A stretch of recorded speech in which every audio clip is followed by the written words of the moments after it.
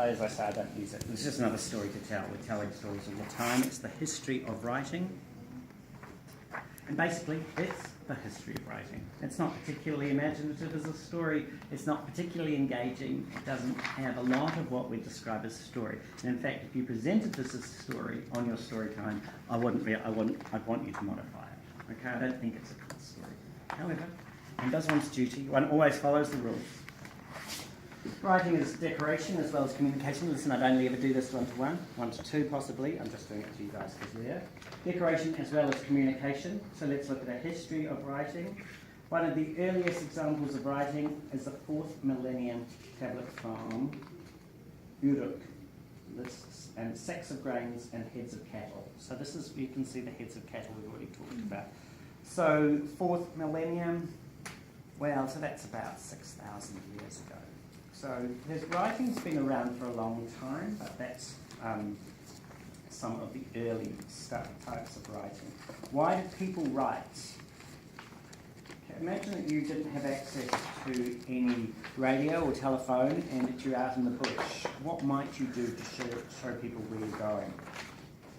Yeah, or messages. You might just draw an arrow or a picture of me and I'm this way, follow the sun for 3 days, through 3 suns, and I'm in that direction, something like that. That might be some simple forms, so you know that it went from pictograms, which is pictures, to ideograms, which are ideas, not really pictures, but sort of abbreviated pictures. And then from there it went to phonograms, which is sounds like. And Aleph is an example of a phonogram because it sounds like the word that it starts, and starts the word Aleph. And then we're very lucky because the next leap was made by the Phoenicians. And at the time they were called the nasty little squiggles. But the nasty little squiggles that we now know as the alphabet were delivered to us and only 26 were used, which is very, very cool. Modern Chinese, 12,000 characters, and you're a 12-year-old. You need 12,000 characters to get through life. 5,000 and you're considered that you can understand like a newspaper or something, but you can't really express much. 5,000 characters.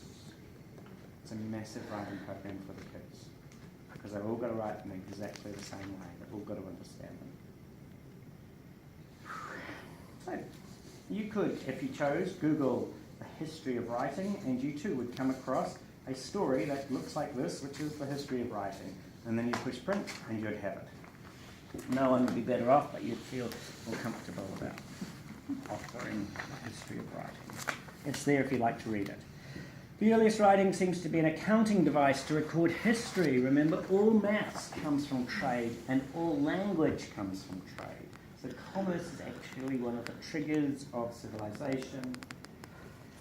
Seems to be an accounting device to record in an inventory. Clay tokens were used for this purpose in the Mediterranean as early as 8,000 BC and were common by 4,000 BC. So 4,000 BC is where we start to see a grammar being imposed, i.e. a set of rules on how the symbols were put together. But pretty much these symbols just tell us, hey, I've got one of these, or one of these has been represented. Clay tablets from Sumer, you've heard of the Sumerians, around 3,500 BCE, remember, before Common Era, means we're not just referring to Christians, but all current contemporary peoples refer to BCE, i.e. it's the year 2016 across the world now. Although for Islam, remember that Muhammad was there around 640, so their years are 14, would only be about 1400 in their speaking, and Judaism, what did I say? Jewish, I suppose. Jewish system, they haven't had a second coming, so they're about 5,000 years. They just reject Jesus as the prophet. They said, no, we're still waiting.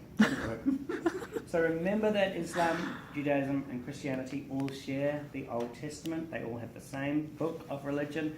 And in that book they said, hey, wait, guys, this is just the precursor. We've got the good dude coming. And the Christians felt that Jesus was the good dude, and Muslims felt that Muhammad was the good dude, but Jesus is not good enough yet. That's it. That's the only difference. That's had quite a lot of wars and bloodshed about that.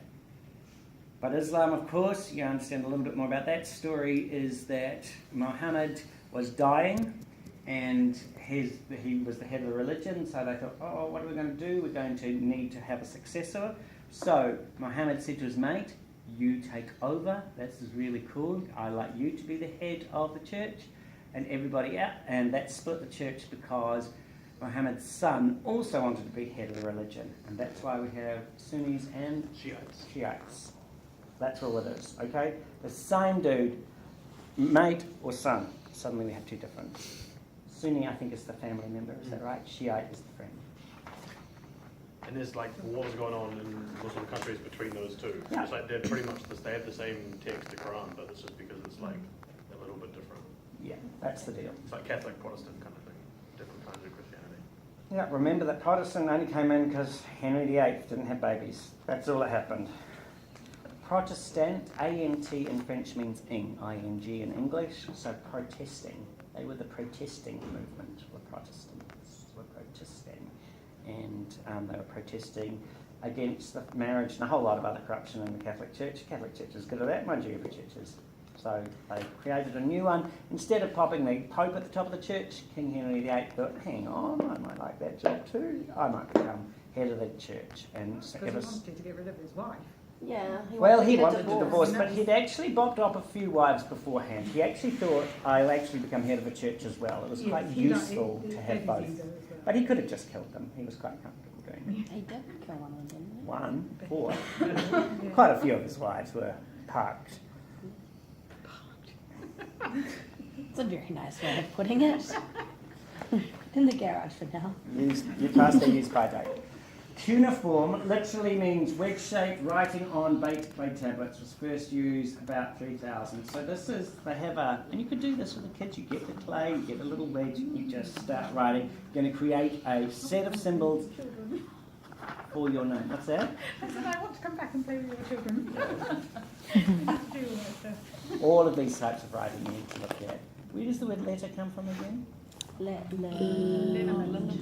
Smearing liniment. Yeah. Can we get some liniment, please, and smear it on some? Remember our word paper comes from papyrus, which is the word for Goat's bark. belly. What's that?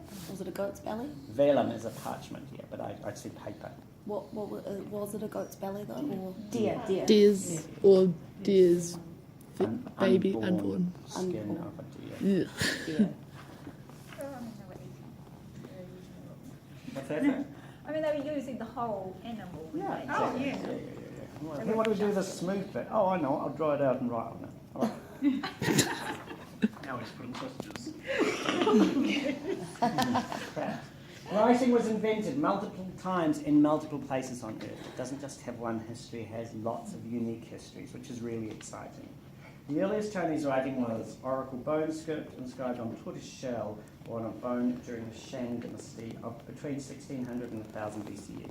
So that's about 3,500 years ago. Priests burned the shell or bone, then read the cracks as good or bad omens. And you can imagine all sorts of religion. Why do they have such strong lines? Because it's easy to create a strong line in clay. Our capital letters are really strong because easy to create. A dude called Charlemagne, well, I'm not cross with him, but I'll tell you why. Charlemagne decided that the capitals were kind of clunky and a bit awkward, so he invented the small letters to go with them. And he created that whole set of small letters that we have. A bit cross with him because he also came up with this idea that, hey, why don't we get all the kids of the same age, instead of each tutor tutoring them separately, why don't we put all the 8-year-olds together in one class? Idiot! But anyway, he invented state education system. But anyway, that's silliness. This Chinese calligraphic poem is written on silk and dates from the Song dynasty of 900 to 1279 Common Era. So very old writing. Imagine learning all of those dudes. And we could tell if you are any good, or the quality of your person was how good your writing was. If you're a beautiful script, then you had a beautiful soul. Can I tell a little story? Please. I don't know how old I was. Old enough to remember, so I was probably quite old. And I was doing this competition, and my mum said I wouldn't win the competition because my handwriting wasn't really good enough, and I won the competition. Very important story. By this time, Chinese writing has clearly become ideographic rather than pictographic. What's the difference between an ideogram and pictogram? Idea and picture. So a picture actually represents physical objects, but you can see the limitation of that. How do we point love? How do we do weather? How do we do like abstract nouns? It doesn't help. So we needed to develop a new set of representations. So there's two things happening with writing. We're representing ideas and we're representing sounds. How do we capture sounds and how do we capture ideas? A picture, a painting captures an idea, but you don't know the language behind it. You can imitate a bird or imitate a duck, and you can capture the sound, but we don't know the meaning behind it. The beauty of the alphabet is that it captures sounds in order that we can recreate ideas in words. Really beautiful. It's a beautiful concept. And again, remember the whole point about all of these stories is gratitude. How grateful we are that all of these guys built on each other's work and slowly evolved to this rather wonderful alphabet that we've got now. Yeah. And as I say, it's not constant. You know that W literally is W, two U's together, and in French it's called W, which means two V's together, okay? And in German it's called? V. V? And U is U. And W is? V. V, okay. In Spanish it's So it's- UVW. Yeah, so double. Okay, so you've seen those, that I and J are interchangeable, and you know that. We've seen those all the way through. I is just an extension. In fact, J is just long I in some alphabets. So this, that keeps on changing is what I'm saying. We don't use some letters. We don't have much call for X nowadays. People often struggle with X. Why it's in the order that it's in, that's another really interesting story to find out. Why is a typewriter in the order that it's in? Does anyone know? It's the most difficult thing to do. Because the most difficult order for your fingers is typing. Because they used to have these old machines that would type and push M and would push K and push it down and the lever would go clunk like that. And then they push up P and clunk another there. What's that? Wasn't that long ago? No, I don't. No. I learned at school to mute. No, before the QWERTY keyboard I'm talking about. okay. Before. And so you had all of these things, but people got quite fast at it. And they said, the faster you get, they start to jam, and even the QWERTY keyboard starts to jam. So they said, okay, well, let's make it really, really hard so that the secretaries can't write so fast, and so it won't jam. And that's where the QWERTY keyboard came from. QWERTY across the top makes it a QWERTY keyboard, by the way, that's why it's called that. The keyboard that I learned to type on was an Italian keyboard. M is in a totally different place to C. The numbers are in a different place. Everything is different. Not everything. A lot of things are the same. So you have to be careful which keyboard you're using. In America, capital 2 is not at. Capital square bracket is at. And so you sometimes, even Microsoft will collapse and you have to... My computer at home does that. What's that? My computer at home does that. So frustrating. You just need to reset the language back to Kiwi. Oh, right. You can change it. Yeah. But look at us, we can change it. But that's where QWERTY comes from, right? So we think that we have a static way of understanding. Then they tried to break the keyboard, disaster. Microsoft tried to do that because it is actually better. But this is a very unnatural thing to do. And this actually is really not a good look for a long period of time. Tension, tension, tension, tension, tension, tension, all the way through. Tension, tension, tension, OOS, tension, tension, tension. There was a golf ball type. Yeah, they one were, point and there. people are very resistant to change. There's a lot better ways of typing out there, but because it's different, they don't do it. Chinese characters are sometimes simplified, or not. There are two ways of writing in Chinese. There's the formal, traditional way. If you're any good, you write in that way. Is she going to No. Is she gone? Yeah. Okay. And physio. Yeah. Gotcha. Traditional characters still used in Taiwan and elsewhere started to get square. Korean language used to be out to lunch, and they said, no guys, that's not okay. You now need to fit everything in a box. So if you look at Korean, you can see the box is actually in the most letters, but each of them are quite different. So when you're looking at Korean, you'll see the boxes, because somebody thought that was a good idea. Language is changing all the time. It's not just Europeans who have to cope with cursive and print. All languages change. Languaging is a process. Simplified version used for Mandarin. So it used to be like this, and then it get a little bit simpler. Another pictograph here. This is a little bit like an illuminated manuscript. What does illuminate mean? When the first letter is really beautiful. That's what illuminated means. What does illuminate mean? To shine light on. So it's lit up, i.e. it's actually God's touch. So it's meant to be here, but there you go. Often we see God and light in the same way because the halo behind somebody is the light coming from God. And the reason that priests wear white across their throat, the purity of their voice is coming from God. Black as a human, and then they have a pure. But worth knowing these little bits and pieces. They just make the stories that much more rich. Right, I would have finished this 4 hours ago if I hadn't added in little embellishments on the way through. But I'm not amazingly wedded to it. People say, tell us the 5 great stories. I'm like, yeah. It doesn't seem to be doing Montessori to me. But anyway, it's kind of cool. This would be really fun to explore. But to be told is like, as you're feeling now, guys, hurry, get on with it. You're looking for the fast forward. We've lost Shona. I lost her a long time ago. Right. Another pictograph writing system developed in Mesoamerica. When I say Mesoamerica, that means Central America. It's the same Middle America. The Dresden Codex is one of 4 surviving pre-Columbian Mayan manuscripts. The script recently deciphered uses symbols that stand for sounds and whole words. And actually 2 years ago, the whole world freaked out because a Mayan document was mistranslated. Do you remember? End of the world. 2012. They just ran out of space, but everybody thought that the end of the world was coming. Turn the page, guys. That's what should happen. But anyway, the Nozo or Naxi lived in Yan'an province in China and used a pictograph writing system as a mnemonic for priests. What's a mnemonic? Numbers. How to remember things. How it helps you to remember things. The names in your brain, remember? And the name is... Yeah, one of those, yeah. If I set you a question today, like,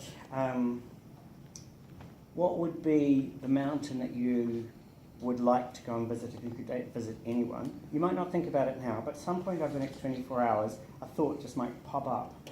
Basically, the names are subconscious mental activity that go and get stuff for you and bring it up to the front part of your brain and say, is this what you're thinking about? So this is why, if you've got a problem, sleep on it or walk away from the problem, because the names will go and do all the work for you and bring it all and then say, is any of this useful? And often it is. People say that they have good thoughts while they're in the shower, and it's because they don't have other thoughts that they're in the shower that they can listen to those lovely simple ideas. Is it the same as the idea of if you chew gum, like a mint gum while you're studying, and then you chew the same mint gum while you're in the exam, it helps you recall? It's possible, although not mint actually, funnily enough, because it's such a common taste for you. But if you sit in one corner or one orientation when you learn something, and you sit in the same place, your are more likely to recall it. But mint is, like if it were rose tea or something different to so many other tastes, then yes, it's likely to bring back a lot more memory for you. My brother was in a scholarship chemistry exam, and the competition was who could eat a chicken. So they all brought in a chicken and quietly tried to eat the chicken without the supervisor. It was a roast chicken, it was part of what they did. The Egyptian Book of the Dead. Egyptians, we had a story about Egypt earlier. 2 or 3. The hieroglyphs, which contain both semantic and phonetic information. What do I mean by semantic? What do I mean by phonetic?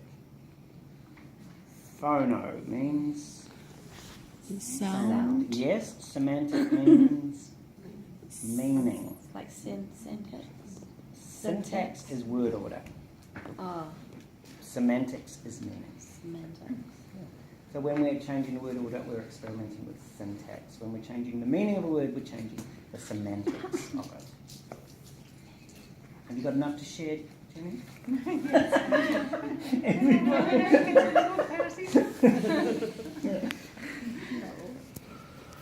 So, go on, let's all just Don Donko. No, no, Read no. the great God for most of the West, that he may give a good burial to the gods, father of Amun-Ra, king of gods, Paiwanja, shoe of voice. That's what all this is, if you're interested. Kids actually love hieroglyphics. Toa, I think, was really interested. And Melusine and Divine were doing codes. nice. Yes. And even young Peter got involved. Oh. Very good. Yeah, and Jessica, she loves the decode. Are there hieroglyphic materials in the Montessori? Because I know they had hieroglyphic materials. You build a number set, and similarly to this, actually, JJ, would you get that history of number? And you'll actually see that there's an opportunity to build your own number set. Yeah, I was going through that because I was trying to recall because I learned Arabic numbers in Dubai as well. And I was trying to go back and try and remember the names of them all. Right. Has it got Egyptian in there? Keep going. I think there are on another page. There's a whole lot of them. That's number, you guys. We don't do number during language. Ooh, wasn't number just a language? Oh, let's invite it all in. Mayan, Chinese, Arabic, Greek, Babylonian, Egyptian. There you go. There's some hieroglyphs, and then you'd have those shapes there. Lovely stories that goes with each of those shapes, including the lotus, which means millions, because the lotus flower forms on the water. There's millions of them. Choice. The Rosetta Stone was carved around 290 BC and was discovered in 1799. What's cool about the Rosetta Stone? Find out, because it's kind of fun. There's 4 different languages on it saying the same thing, so that's massive. Because then if you can translate one, then you can translate all the others, and you can cross-correlate. And even if a bit of one and a bit of the other, then there we go. Oh, so 3 scripts, 3 hieroglyphic, Demotic, Egyptian, and Greek. The Rosetta Stone. Ooh, the Cascaljal stone found in Veracruz, Mexico, contains a 3,000-year-old previously unknown script, making it the oldest writing in the Western Hemisphere. It's probably Olmec in origin and pushes New World writing back to 900 BCE. Some of the 62 signs on the stone slab are repeated and none have been deciphered. The stone measures 14 times 8 inches, so 14 by 8. It's about 5 inches thick and weighs 26 pounds. The last discovery in an unknown writing system occurred in 1924 in the Indus Valley, which is in which country? Indus Valley. Sounds like the word India. Sounds like Hindu. It is in India, North India. Indus Valley is very, very interesting because the Indian subcontinent rammed into Asia like this, and up came the Himalayas, right? But this river was at ground level and kept carving through as the land was being pushed up. And so the river is now at sea level, because that's where the rivers hang out, and at the top of the Himalaya there is a beach. Yes. And which is why Jen got us a stone when she was up there. Got a little shellfish from the top of Mount Everest. Such a cool thing. The Indus Valley is very, very rich in stories. Archaic Greek writing adapts Phoenician script. Now, Phoenicians, you guys are up with the Phoenicians because we had some Phoenician examples just now. We already had that. Greek writing. Is the Greek alphabet a major development or a minor improvement on an older form of writing? Greeks said, hey, we invented writing. But come on, guys, they just nicked it from the neighbours. Which is what the Greeks tended to do. But then the Romans did it to them, so it's all good. The Plutarch is a runic system used in Anglo-Saxon England and parts of Europe, mainly for inscriptions. You've heard of runes before? Runes are sort of an ancient form of creating sound. Don't they lay them over each other to make different words? Yeah, could be. So remember, you're catching sound or you're catching ideas, and you'll listen to the 2 strands of the alphabet being formed. And our alphabet captures sounds because it's phonetic, and we're able to combine those sounds to create ideas, which is its strength. It gives it the infinite flexibility that we've got. Most people know about 400,000 words in English. You use about 40,000 words regularly, and there are about 16 160,000 words all up. So you use, what did I say? No, it's you use for, 400,000, you use about 40,000, but 1.6 million words in English language.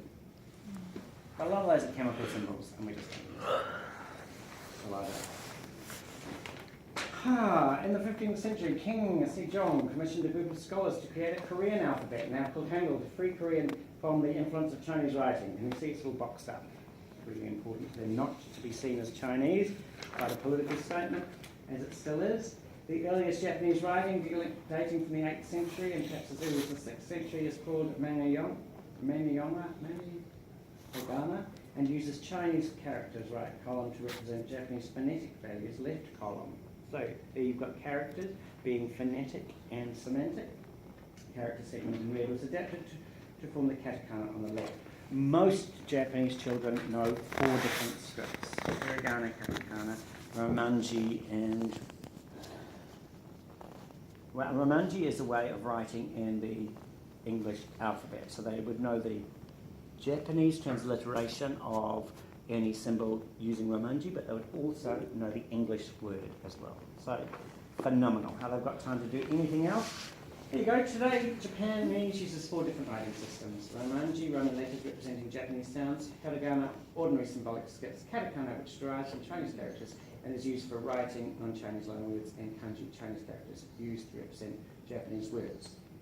There you go. So 4 different ways of writing. I don't think we can get stressed about 26 little letters, can we? Devanagari script was first developed to write Sanskrit in the 12th century CE and is now used for Hindi and other Southeast Asian languages. And this is phonetic alphabet, if you'd like to learn a phonetic alphabet. Our alphabet usually starts top left and heads right, true? And then we go back left and we head right. And then we go back and we head right. That is all good. Some scripts start top right and head down, and then go to the top again and head down. Some scripts start at the right and head across and go across like this.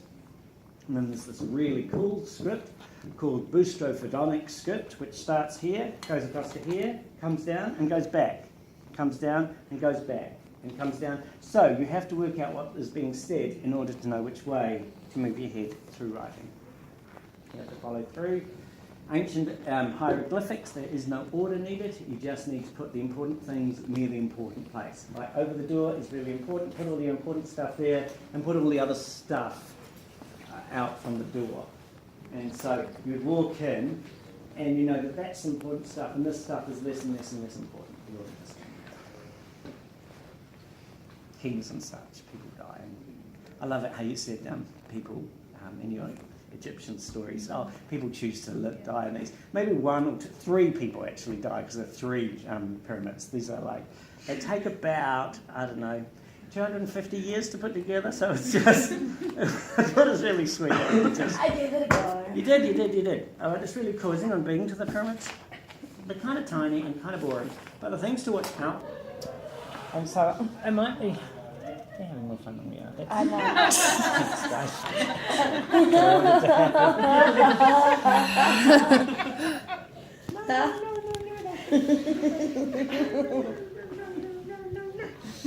All right.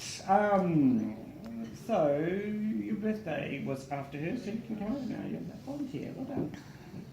Your 20th, I'm 29th. Yeah, so yours is after mine. But who did I call on last time? No. Oh, so it's your turn. Welcoming Sam. You know. All right. What's this story say?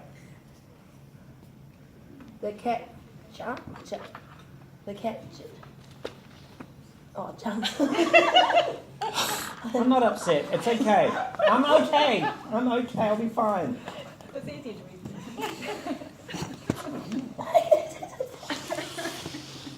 What? Don't print it. Yeah, that's better. Who is it that... what happens in this video? Could you make a video of this? What would happen? cat would jump. What is the action? Jump. Cool. Who is it that jumps? The cat. Cool. This is a neat video we've got to take. Okay? We know what's going down. We know that. We've recognised this dude before. And then I asked you the question, who is it that? And you said it was the cat. The cat jumps. True? Yes. Can I say that? Yes. Jumps the cat. No. It has a different meaning, doesn't it? Yeah. I changed its semantics. Yeah? But by changing the syntax, I changed the semantics. It's not always true. What about if I do that? No. The jumps cat. No happy? No. Jumps cat, but no. No, there's still only one way room we can hang, isn't it? And it's the cat. We're going to put it over here, and that is our subject. What does it do? It jumps. And that, everything that isn't the subject, is called the predicate. Okay. All that other stuff is going to be predicate. Easy? Yep. Cool.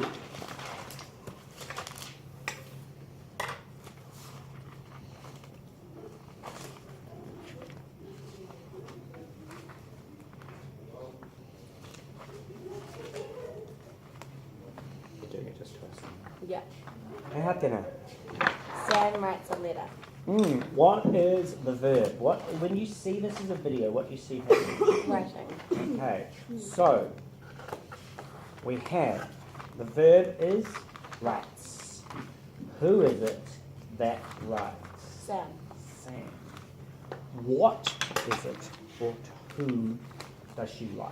What does she write? A letter.